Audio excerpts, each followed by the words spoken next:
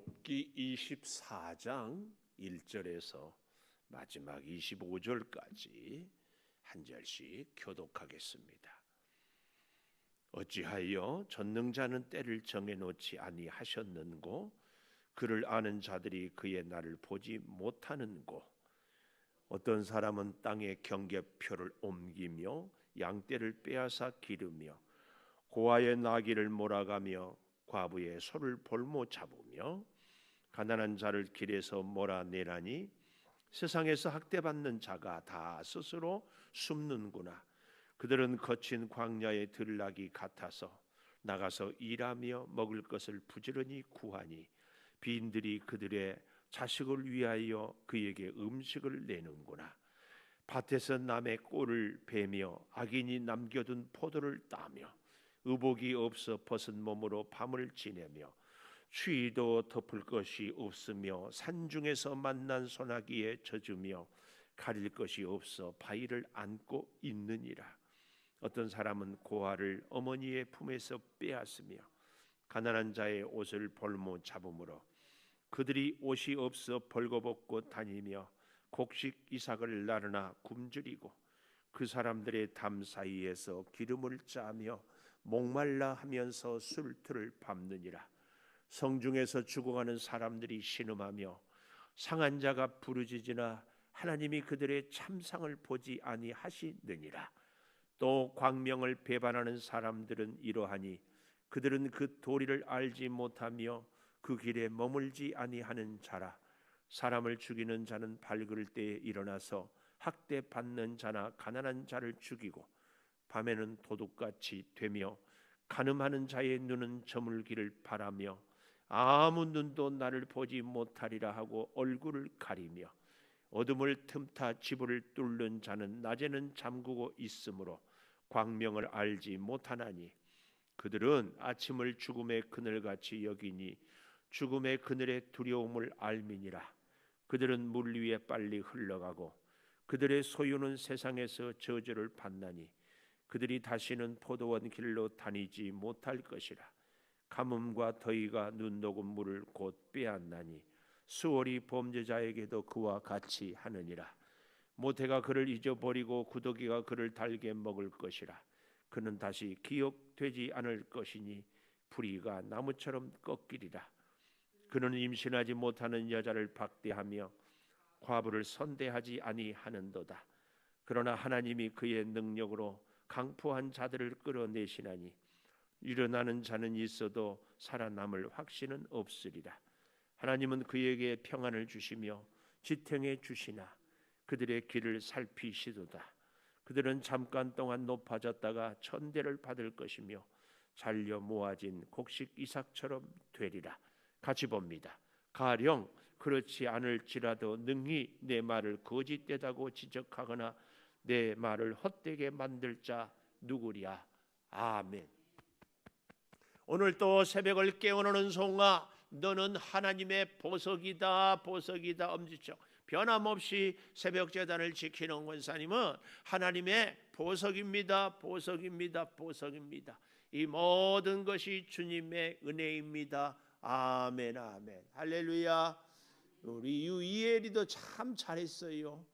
참 이혜리는 잘하는데 이린이는 놀기만 하고 침묵하시는 하나님. 오늘 제목 그렇게 12절에 가보십시오. 성중에서 죽어가는 사람들이 신음하며 상한 자가 부르짖으나 하나님이 그들의 참상을 보지 아니하시나니라. 참상을 보지 아니하시느니라.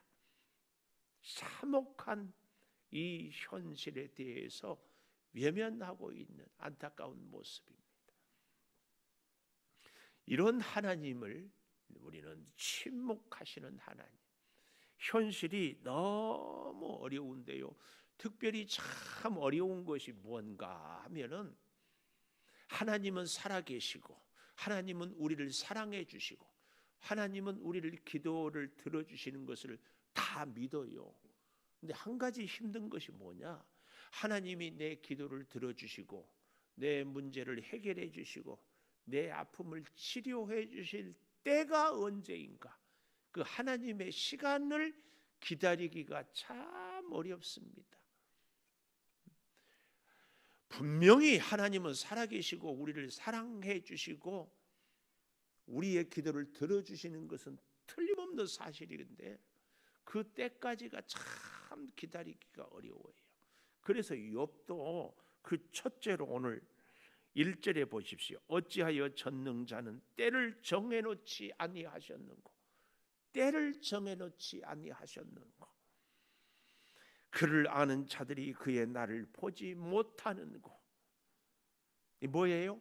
하나님의 응답의 때가 언제입니까? 첫째, 하나님의 응답의 때가 언제입니까?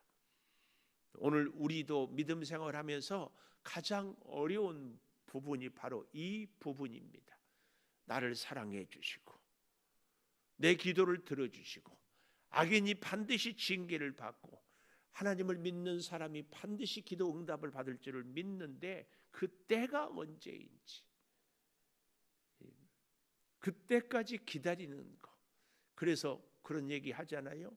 기도하는 사람은 기대를 갖고 늘 기다리는 사람이다. 근데 이것은 말처럼 쉽지 않아요. 하나님의 때를 기다리는 거. 그래서 우리가 신앙생활을 하면서 다 공감하는 부분이 어떤 부분이에요?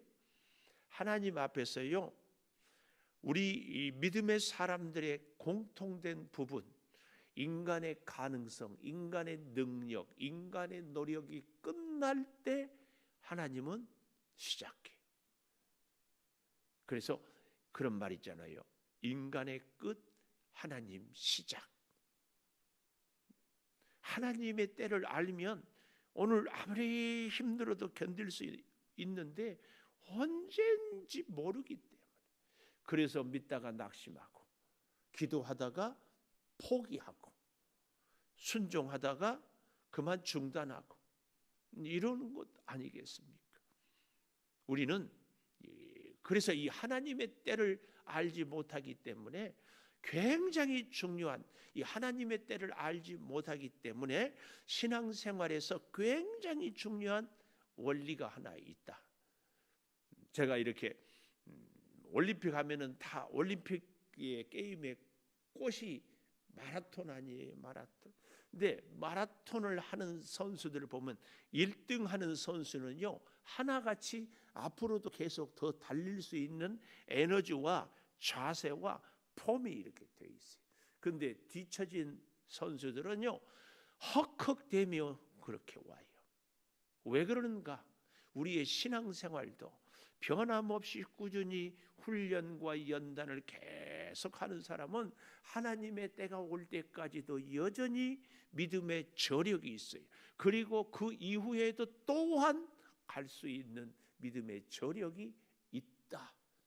이게 중요합니다. 그 믿음의 저력을 그래서 매일의 삶 속에서, 매일매일의 사건 속에서, 수많은 사람들과의 만남 가운데서 하나님의 뜻을 기다리는 훈련이 계속 되어져야 됩니다.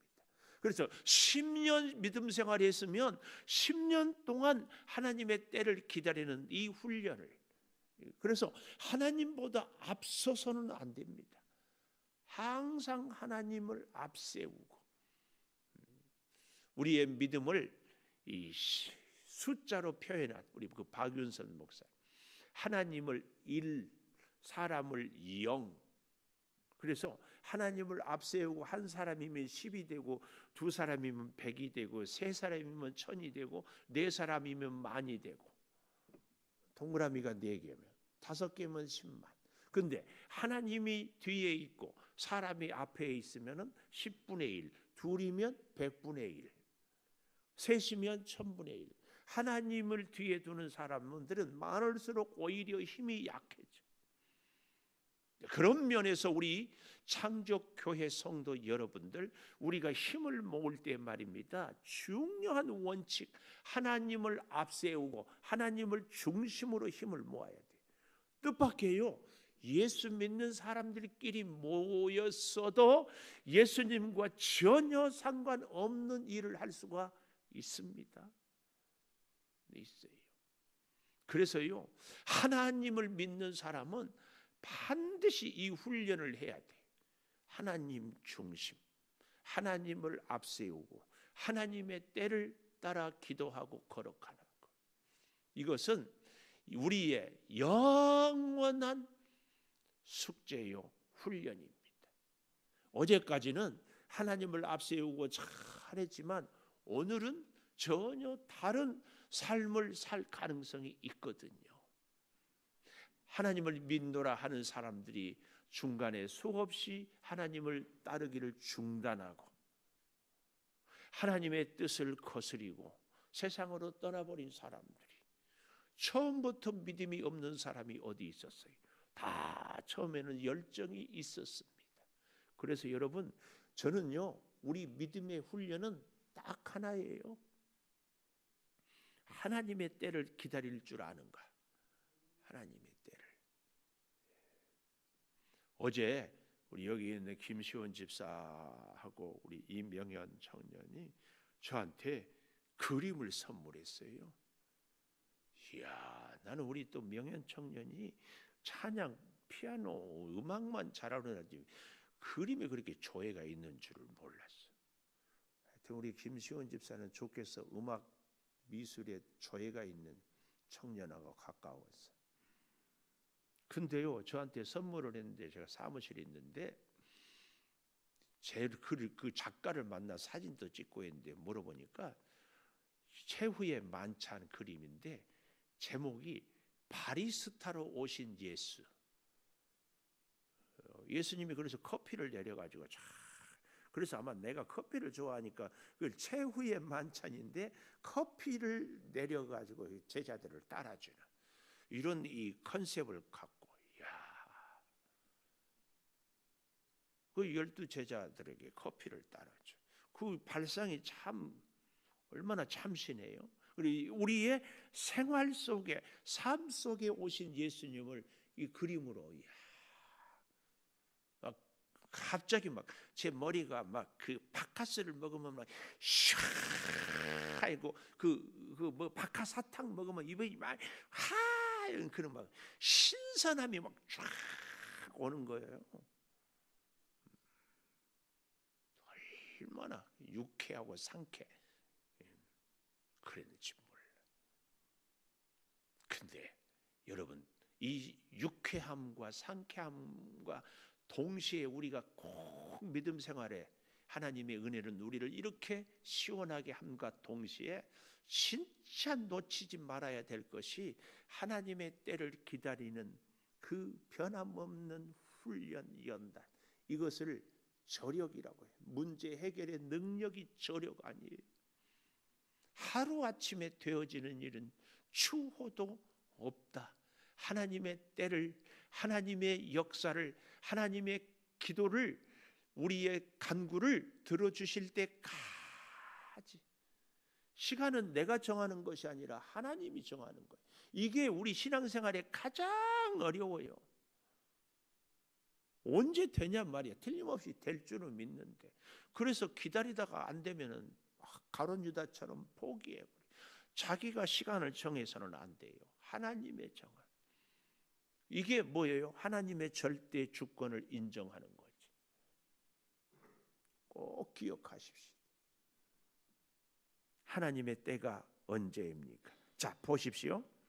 그 때가 이르기까지 어떤 일들이 일어나는지. 2절, 어떤 사람은 땅에 경계표를 옮기는 일이, 또 양떼를 빼앗기고 고아의 나귀를 몰아가고 과부의 소를 볼모잡고 가난한 자를 길에서 몰아내고 세상에 학대받는 자는 그래서 다 스스로 숨어요. 도저히 사람들 속에서 살 수가 없어서 산속으로 굴 속으로 들어가요. 이건 스스로 숨기도 하지만 견딜 수 없어, 살 수 없어서 사라져가는 이런 세상에서 하나님의 때를 기다리는 것, 이 얘기입니다. 또 5절 보십시오. 그들은 거친 광야의 들락이 얼마나 쉴 틈 없이 뛰어다닙니까? 왜요? 나가서 일하며 먹을 것을 부지런히 구하지만 그 모습이 빈들이 그들의 자식을 위하여 그에게 음식을 내놓구나. 이 가난한 사람들은 농사할 수도 없고 농사 지을 수도 왜? 다 빼앗기게. 그러니까 다른 사람들이 농사하고 지나간 빈들, 세례 요한이 빈들에서, 근데 이 빈들이 어디냐? 요즘처럼 추수 다 끝나고 아무것도 없는 황량한 들녘에 가서 자식들을 먹이기 위해서 곡식 한 톨 한 톨 줍기 위해서 무엇처럼? 들나귀처럼 뛰어다니는 이런 기가 막힌 인생을 이야기하고 있습니다. 또 심지어는요, 6절에 보십시오. 밭에서 남의 꼴을 베어, 내 꼴이 아니라 악인이 남겨둔 포도를 따는데, 악인이 남겨둔 포도를 딴다, 이 말은 뭐냐면은 악인은 포도를 남겨두지 않아요.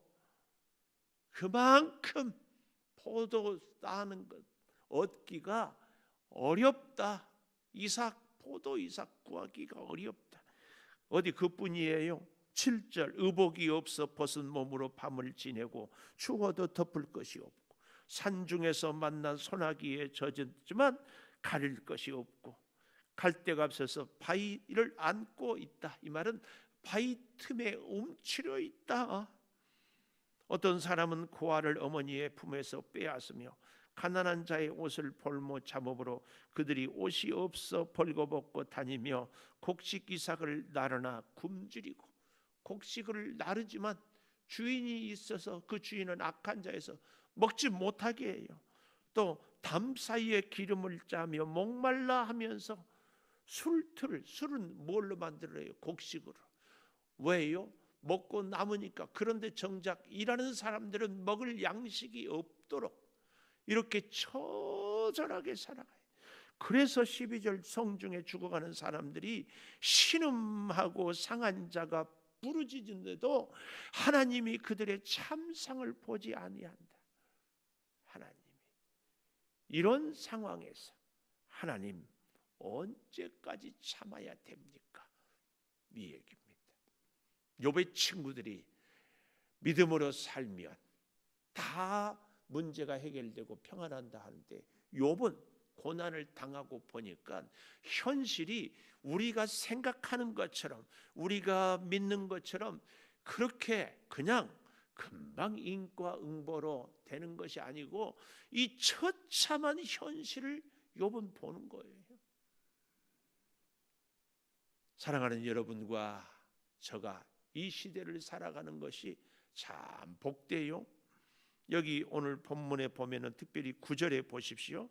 어떤 사람은 다 악한 악인들이지요. 옷을 볼모 잡은다. 옷을 볼모. 우리 주님이 십자가에 못 박혀 죽으실 때도 로마 병정들이 예수님의 옷을 다 제비 뽑아 가져갔어요. 왜요? 그만큼 옷이 없는 시대였기 때문에. 요즘에야 우리는 사람들이 죽으면 그 사람이 쓰던 옷이고 뭐고 다 태워 없애는데 그건 사실은 그만큼 여유가 있기 때문이에요. 근데 이 욥은 아브라함 시대의 사람이거든요. 예수님보다 훨씬 그 이전에는 더 옷이 없어요. 근데 그 옷을 볼모로, 그 옷을 담보로, 그리고 주지 않는 얼마나 처참한 삶을 살아가요. 그런데도 하나님은 언제 이게 욥이 믿음의 눈을 뜨고 고난을 당하고 보니까 그 말이에요. 오늘 그래서요 우리는 1절에서 이 12절까지의 그 암울한 참상을 보면서 역설적인 교훈, 하나님 내가 숨을 쉬고, 하나님 내가 옷을 입고, 하나님 내가 일용할 양식을 먹고, 하나님 내가 비를 피할 집이 있고, 하나님 내가 일할 수 있는 일터가 있는 것 하나하나가 감사하지 않은 것이 없다. 이걸 깨달아야 돼. 아무리 힘들고 어려워도 오늘 본문에 있는 이 처참한 고아, 과부, 힘없는 사람들이 남의 일을 하면서 곡식을 가질 수 없는,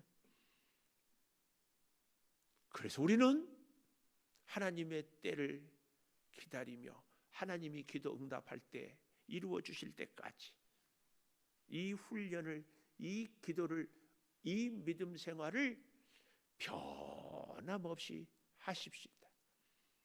변함없이 하십시다. 근데요, 이거 우리가 노력한다고 되는 것이 아니다. 하나님이 그 믿음, 하나님이 그 마음, 하나님이 그 힘, 하나님이 그 위로 주셔야 하는 거예요. 요즘에 젊은 친구들의 화두 중에 하나가 버티라, 버텨.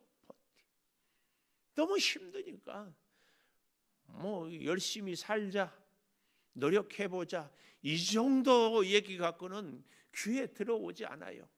버텨요, 버텨. 죽을 힘을 다해서. 우리의 믿음 생활이 하나님의 때를 기다리는 것이 그렇게 녹록하지 않습니다. 얼마나 어려운지. 그렇게 될 때에 22절에 보십시오. 그러나 하나님이 그의 능력으로 강포한 자들을 끌어내시나니 일어나는 자는 있어도 살아남을 확신은 없으리라. 23절 하나님은 그에게 평안을 주시며 지탱해 주시나 그들의 길을 살피시도다. 하나님은 평안과 지탱해 주시지만, 하나님은 살펴주시지만 잊지 마십시오. 그때까지, 아니 지금도 하나님은 우리를 살피시지만 우리가 느끼고 깨달아서 하나님의 은혜에 감격할 때까지 믿음으로, 기도로 하나님의 때를 함께 기다리는 저와 여러분이 꼭 됩시다. 힘들고 어려워도 포기하거나 낙심하지 마시고요.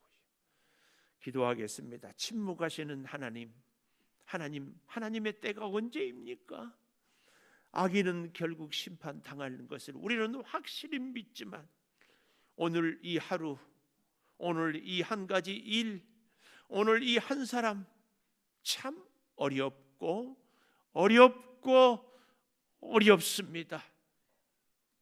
아버지, 막연하게 기다린다는 것, 막연하게 하나님의 은혜를 사모한다는 것이 때로는 낙심이 되기도 하고 좌절하기도 하고, 때로는 뜻대로 되지도 않고 오히려 하나님 없는 사람들이 더 잘 나가는 것 때문에 우리도 저렇게 살아야 되는 건 아닌가? 주여, 세상의 방법에 우리도 마음 혹은 생각을 기웃거릴 때가 있습니다. 힘들어도 주님 의지하고 나가게 하여 주시고, 어려워도 주님 붙잡고 이기게 하여 주시옵소서. 물질로 궁핍하고 질병으로 고통받고 사람들로 인하여서 마음 상하고 앞날에 대한 염려와 불안, 아픈 보이지 않은 현실 속에서 과연 믿음으로 사는 것이 어찌 살아야 되는지, 힘들고 힘든 우리 성도들의 손을 잡아주시고 주님이 기다리게 해주시고 주님이 돕는 힘을 베풀어 주시고 주님이 견딜 수 있는 은혜를 내려 주셔서 하나님의 뜻으로 새 힘을 늘 공급받게 하여 주시옵소서. 이 한 주를 시작합니다. 주님, 우리의 사업장이 여전히 힘들고 우리의 직장이 여전히 피곤하고 우리의 가정이 여전히 기도의 제목이 있지만 살아계신 하나님, 나의 형편과 처지를 보시는 하나님, 나와 함께 하시는 하나님 꼭 붙잡고 나아가겠습니다. 주님 함께하여 주시옵소서. 지금은 우리 주 예수 그리스도의 은혜와 아버지 하나님의 무한하신 사랑과 성령의 감화 감동하심이 영원토록 함께 하시옵기를 간절히 축원하옵나이다. 아멘. 기도하십시오.